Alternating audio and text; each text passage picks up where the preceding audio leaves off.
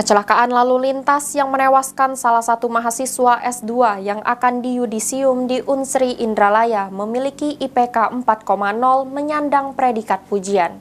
Saat yudisium kemudian digantikan perannya oleh Dr. Indra Bayu, Koordinator Program Studi atau Prodi Pendidikan Jasmani Universitas Sriwijaya Unsri. Inilah gedung yudisium FKIP Unsri Indralaya Ogan Ilir yang akan dituju oleh Romi Yudhistira, korban laka lantas yang tewas bersama istrinya karena ditabrak truk di Jalin Tim Banyuasin saat akan menuju Unsri Indralaya pada pagi hari. Saat yudisium, Romi diwakilkan Dr. Indra Bayu sebagai Koor Prodi Pendidikan Jasmani FKIP Unsri Indralaya.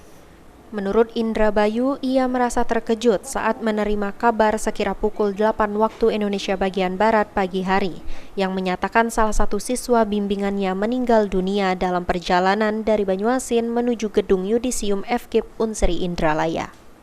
Almarhum Romi Yudhistira dikenalnya merupakan mahasiswa S2 Pendidikan Jasmani yang rajin dan aktif, dengan dibuktikan mendapatkan IPK 4,0 menyandang predikat dengan pujian.